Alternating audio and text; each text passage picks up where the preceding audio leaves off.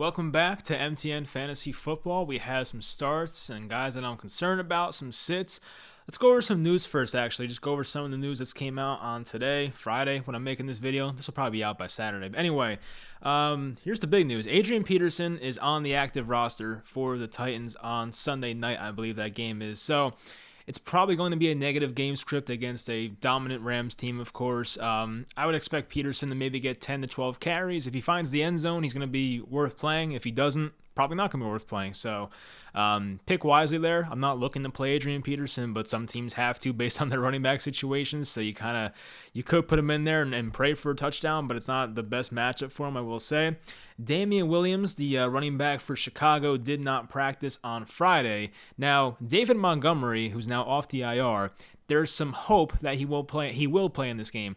We're not sure yet. We'll find out what happens. That's a Monday night game, by the way, so it sucks if that's the case. So if you have Khalil Herbert, like I do in 2 leagues, you're going to be in a tough spot. So if you have other alternatives that are near Khalil Herbert or, kind of ranked similarly to Khalil Herbert, you might want to pivot and go to the other guy. But if you have to wait it out, you have to wait it out. So Montgomery probably won't get his full workload in this game, but if he comes back and splits 50-50 with Herbert against a tough Steelers defense, that's enough to hurt his value. So that would suck if he comes back this week. I think the Bears have a bye next week too, so they could wait it out. I don't know what they're going to do. We'll find out probably on Monday. Taysom Hill practiced in full, the Saints quarterback, but Trevor Simeon was named the Saints starting quarterback. So don't start Taysom Hill this week. Keep him on your bench though, because if Simeon slips up and doesn't play well, we may see Taysom Hill as the starting quarterback at some point. AJ Green, wide receiver for the Cardinals, has an illness/COVID, so he'll be out Sunday. That's a bump for Christian Kirk. Maybe put him at wide receiver 3, see what happens. I feel like Kirk's, not the worst player in the world this week. Could be a bump for DeAndre Hopkins if he plays. He has the hamstring issue. Sounds like a game-time decision. So if Hopkins misses and Green misses, big bump for Christian Kirk. Even a guy like Rondale Moore kind of becomes playable at some point. So keep an eye on that as it goes along. George Kittle was activated from IR. Seems like he might play this week. He's probably going to be a top 10 tight end this week based on rankings. I mean, if you're between George Kittle and just some average tight end, you're probably going to go with Kittle. I don't see why not. So George Kittle should be back in your lineups probably this week. Devontae Parker has now gone to IR, so that was a crappy situation. He missed 3 weeks in a row, came back last week, had a good game, but then re-aggravated the hamstring issue. He's back on IR. If you don't have IR spots, you can drop Devontae Parker. If you do have room on your IR, you could keep him. I mean, look, I don't care if you drop him. He's going to be out for at least 3 games. They have their bye upcoming still. If you have to drop Parker, you have to drop Parker. It is what it is. Latavius Murray, a guy that I'm still hoping that will be RB2 at some point this year. He's doubtful. I think he's actually out for this game now. So, yeah, Latavius Murray's probably not going to play.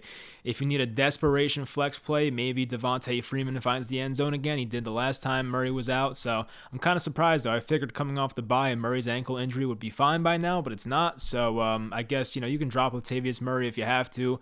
I'm still trying to hold him where I can, but I get it. It's a 3-way split backfield, and it's probably not worth it at this point. I'm just holding on to something that probably is not there. So anyway, with that being said, let's get into the starts of my favorite starts of week number 9. So for my favorite starts, I'll try to make this go faster. I feel like my fantasy videos are like 20-25 minutes long. I don't want that to be the case every time. All right, so quarterback Tua Tagovailoa against the Houston Texans here, a home game for the Dolphins. Houston has given up the 4th most points per game to fantasy quarterbacks in 2021. Tua has also thrown 39 plus pass attempts in the 3 games he's been back so far.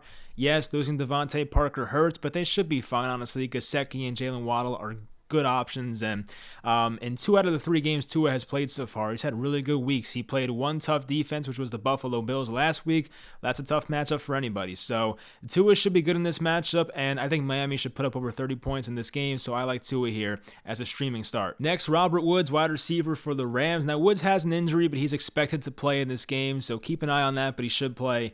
Woods has been the wide receiver 8 since week 4 after that really bad start he had, so he's been getting better. The target volume is not perfect for him, but he's still remaining highly efficient, and without Tutu Atwell, Deshaun Jackson, there should be a really good amount of snaps here for Robert Woods. Not that playing time was an issue, but still, he's not going to come out the game very often. This game has a 53.5 point over-under when I was making this graphic, so there should be a lot of points here in this Tennessee Rams game. And with all the attention probably going to Cooper Kupp, I mean, it leaves a room for a guy like Robert Woods or even a Van Jefferson to make some noise, and I think Robert Woods can have a good game in this matchup. Next, wide receiver Cole Beasley at the Jacksonville Jaguars. Jacksonville has been absolutely abysmal in the slot this year. Beasley has back-to-back 21-point weeks with 22 targets combined the past 2 weeks. Beasley had like a weird 2-week stretch where he was not being used too much, but now he's back to his full workload. He has an injury as well, but should play in this game, so once again, keep an eye on it. But yeah, Jacksonville can't cover the slot. The Bills should put up a ton of points in this matchup, and Cole Beasley may be one of the guys to help them do that. Next, we have wide receiver Hunter Renfro at the New York Giants with the news on Henry Ruggs, and he'll be out, of course, not on the team anymore. There's definitely going to be some more targets here. The Giants as a team do not guard the slot very well. They've been back and forth to trying to guard that position throughout this year. It has not gone well for them. I'm sure that's a bump in targets for a guy like Brian Edwards or even Darren Waller, but Hunter Renfro will get, I think, a good amount of catches in this game. He might see like an 8-catch, 80-yard type game. If he finds the end zone, it's going to be a huge week here, so I think Renfro has a safe floor, but also pretty high ceiling if he does find the end zone. Next, we have running back Jeremy Mcnichols here, so his shot at relevance here for fantasy starts this week, in my opinion. I just mentioned how Adrian Peterson is active for this game, but I do believe this is a game where the Rams will go up pretty early against a not-so-good Titans defense, and Jeremy Mcnichols is the passing down back, and for, I would say, most of the second half, I would expect the Titans to be trailing, and Jeremy Mcnichols might end this game with 6 or 7 catches. That's a very safe floor right there, and Mcnichols himself will probably get around 10 carries. He might get like 7, 8, 9 targets. Like, I think he'll have a solid workload, and if he gets the catches, he'll be useful in this matchup, so he might be a lower-end RB2, but I think based on volume, he'll have a pretty good week here in week 9. Next, we have Boston Scott. He plays the Los Angeles Chargers here at home. Scott led the Eagles in snap percentage last week in week 8. Kenneth Gainwell played the entire fourth quarter, so that number should have been higher, but of course, the Eagles blew out the Lions in week number 8. Anyway, the Chargers are allowing the most yards per carry in the NFL right now. So, I'm sorry, yards per game in the NFL right now. Probably very high in yards per carry as well. But anyway, the Chargers suck against the run is what I'm trying to get at here. So, if they keep the ball on the ground here and Boston Scott's getting the workload, he should have a nice game here. Has the chance to find the end zone once again. He was kind of sharing the goal line back role with Jordan Howard, so hopefully it's Boston Scott who finds the end zone. We know Boston Scott can be a good pass catcher as well, so I think he's a safe option here as an RB2. Next, we have tight end Mike Oseki against the Houston Texans once again, so this definitely helps that Devontae Parker's out. He was getting more targets with Jacoby Brissett, I get that, but I feel like in a game like this, Oseki has a good shot at a touchdown here, and Houston's allowing the 4th most fantasy points to tight ends here in 2021. Seems like a safe matchup. He has, some touchdown potential here, so I like Mike Oseki here as like a tight end 1, kind of like a mid-tier tight end 1, not going to be in the top with the Darren Wallers or the Kelseys, but he could be like a tight end 4, 5, or 6 this week. I think he's a pretty safe play in week 9. Next, we have the Pittsburgh Steelers defense. So Pittsburgh has 2 really awesome matchups coming up here against Chicago and Detroit, so you can safely stream them the next 2 weeks. I think Pittsburgh was either dropped because of their bye week or dropped last week. I don't know, but they had a pretty low ownership percentage in Yahoo leagues. You can pick up Pittsburgh if you haven't already. Once again, 2 good matchups coming up here and playing Chicago.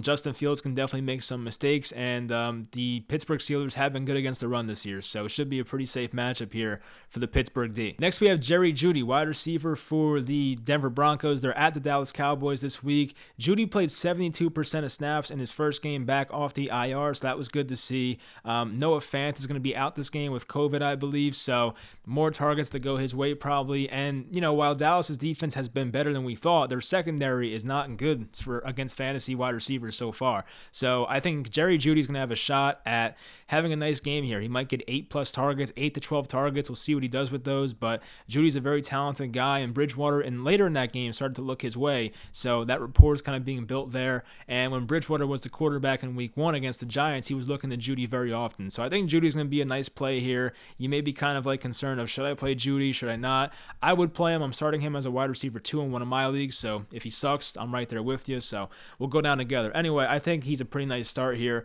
against Dallas. Some other starts I have, guys I couldn't list here. Jarvis Landry at the Cincinnati Bengals. No Odell Beckham. Donovan Peoples-Jones is questionable right now. So I think Jarvis Landry has a safe floor. Devontae Booker against the Las Vegas Raiders. It's a revenge game. Booker was a former Raider, and the Las Vegas Raiders run defense is not good this year. So Devontae Booker, I feel like, might have a safe floor in this matchup. And the Saints defense against Atlanta. So the Saints defense has been great in the actual NFL this year. They've been fine for fantasy. We saw what they did last week against Tampa Bay, and facing Matt Ryan and a bad offensive line is a good combination there. So I would start the Saints defense this week. Now for the week 9 sits/bad matchups. Now notice, I'm not saying bench everyone on this list. There's guys on here that I would still play, but I'm just kind of pointing out the bad fantasy matchups here for some of these guys. Number 1's Dak Prescott. Now I can't find myself in a situation where I would bench Dak Prescott over another option. If I have a team that has Joe Burrow and Dak Prescott, maybe I go Burrow there, but like I don't know what other situation I'm going to have where I'm between Dak and some other guy. You know what I mean? So I'm probably starting Dak, but regardless, he's coming off the injury. He did fully practice, which makes me feel better about the situation, but Denver's defense is good against the pass. Their secondary has played well. They're allowing 224.9 passing yards per game, and if Dak Prescott's not running, then it's going to be all passing yards. But I'm sure Dak will be all right, but he just has the potential to, possibly get re-injured, and maybe Denver's secondary has a great game plan here against this offense. So, it's a concern for me, but I'm still playing Dak regardless. Justin Herbert, another guy that I'm probably going to end up playing. He really hasn't been that great since that 42-point week against Cleveland in week 5, and he gets a Philly secondary here, only allowing 220 passing yards per game here in week 9. So, Justin Herbert, of course, could have a monster week. You never know. But Philly's defense, especially the secondary, has been impressive with Darius Slay and Avonte Maddox even, and Steven Nelson. They've had a good secondary in Philly, so it's a bit concerning. But yeah, I can't see myself benching Herbert for another option out there. Would I play Herbert or Tua? I don't know if I have the balls to do that. I'm still probably going with Herbert, but it's enough to make me think about it. But I'm still going Herbert there. Once again, if you have questions, if you want to ask them in the comments, any questions about starts and sits, I'll answer those for you guys. I did that last week. I don't think my advice was too crappy, so that was good. But anyway, let me know in the comments if you have any questions about starts and sits. Mike Williams, teammate of Justin Herbert. He's at Philadelphia as well. And yeah, as I said, I can't see myself benching Williams because he has the potential to win you a week. We've seen weeks where Mike Williams had like 36 points and 33 points. Like, he has the potential to go off and win you a week. But I just mentioned how this defense is really good for Philly, especially in the secondary. I shouldn't say their entire defense is good, but the secondary is good. And if Mike Williams is having extra attention at him, and they have Darius Slay on Mike Williams and some safety help, then it might be another quiet week for him here. But I can't bench him now. Mike Williams only has 4 catches in his past 2 games. Not what you want to see, of course, but Mike Williams has so much of a high ceiling that I can't bench him. If you have a great option behind him, I'd probably go with the other option. Like, I'm trying to think who that would even be. Like, if I'm at wide receiver 2 and I'm between, like, let's say Robert Woods and Mike Williams, maybe I go Robert Woods there. If I'm between Jalen Waddle even and Mike Williams, maybe I go Waddle there because he has the more guaranteed target share in his offense in a great matchup. So I'm just saying, if you have decent alternatives, I would think about it. So, we'll see. Mike Williams could have 35 points, though. We'll see. Adam Thielen. So, in games where Thielen has not scored a touchdown, his totals in full PPR were 7.6 points and 6.0 points. Now, Baltimore, their second corner sucks. I forget the guy's name. He looks like Damon Arnett. I forget the guy's name, though. But he's had a rough year. Now, he might switch between Jefferson and Thielen. So Thielen might have a decent matchup here. But I'm just pointing out that in games where Thielen has not scored a touchdown, he's not been that good. It's been below 7.6 points in both matchups. So, Thielen's not a guarantee to find the end zone. Nobody is, So if Thielen does not find the end zone here, I'm concerned about his ceiling in this matchup. He could catch 2 touchdowns, and this is a moot point. But Baltimore right now is the 8th best defense versus wide receivers on the season. And if he does not find the end zone here, then Adam Thielen may have a disappointing week. But once again, it's tough to bench Thielen for a guy like, some schmuck who's a wide receiver 4. I'm not going to do that. But if you have a decent, once again, I'll use the Jalen Waddle example. If you're between Waddle and Thielen, especially in full PPR, I'll probably go Waddle there. Maybe it's risky, but still, I'm going to go Waddle there based on the matchup. All right, so Devonta Smith's a guy that I actually would consider benching. Devonta Smith, if you drafted him, was probably more of like a 9th or 10th round pick, so you didn't invest the most in this guy. And he only had 1 catch last week, and they put up 38 points on offense, so that's not on offense. They put up 31. I think they had a defensive touchdown, so 31 on offense. You don't want to see that, of course, having a guy have 1 catch. Now, he faces a Chargers defense that is number 2 ranked against fantasy wide receivers, so this is a very tough matchup here for Devonta Smith. And once again, the Chargers have a really bad run defense. We may see a very run-heavy script here for the Eagles offense. We'll see what Nick Sirianni wants to do, but if you're Nick Sirianni and say, this team has a great secondary, but they can't stop the run, I'll just run the ball 40 times. Like, they might do that. So I'm kind of concerned about the targets for Devonta Smith in this matchup. James Conner, Mr. Touchdown or Bust himself. This is a matchup here against the number 1 defense against running backs in fantasy right now. Kyler Murray does not seem 100%. DeAndre Hopkins, once again, might not play. That's a game-time decision. AJ Green's out already, so that's concerning. You know what I mean? Like, this Cardinals offense, it's going to help James Conner to get near the goal line as many times as possible. If the Cardinals get on the goal line 5 times as compared to 2, obviously he has a much better chance of scoring if they're on the goal line 5 times. But if the Cardinals don't have a great offensive game, James Conner has less touchdown opportunities. And this might be a game where the Cardinals offense struggles. I actually picked San Fran to win this game, so I don't really expect the Cardinals to be on the goal line all that much. Maybe I'm wrong. The Cardinals do have a lot of talent on that offense, but it's a tough matchup here. So James Conner, he always finds a way to score, but this might be a week where he does not find the end zone. And if that's the case, he's probably not playable. Last week he only had 5 carries, but he found the end zone twice. So he put up like 14 fantasy points and he was playable, but if you're only getting 5 carries, I do not love that volume. Next we have Mike Davis. Mike Davis has not played over 65% of snaps since week 4. He's been at like 64, 62, another 64 in there. So it hasn't been terrible, but Mike Williams is not getting the volume that we expected when we drafted him in like the 4th or 5th or 6th round this year. New Orleans has the number 1 run defense right now, so obviously it's not going to get done on the ground, most likely for Mike Davis. If Mike Davis gets like 8 targets and 6 catches, he'll be fine in full PPR, but that's hard to guarantee. But their run defense is very good in New Orleans, so if I can pivot off Mike Davis and use somebody else near him, I'd probably go with the pivot there. Zach Ertz, tight end versus San Francisco. So San Francisco has allowed the 3rd fewest points per game to the tight end position, only 3.9 points per game. Ertz, he played more last week based on the snap percentage, but only saw 4 targets in a game that they were down. So that was a bit concerning here. They do have extended rest, and Ertz has more time to get acclimated, but Zach Ertz is definitely not a safe start this week. If he finds the end zone, he'll be fine, but you can't guarantee that. So that's definitely a guy that I might look to play someone else in that situation. And lastly, Allen Robinson. You may have dropped him by now. I would have a tough time dropping him in like a 12-team league or 14-team league. Like if you're in a 10-team league or below, like an 8-team league or even a 6-team league, I would have dropped Robinson by now, but it's tough in a 12-team league or more.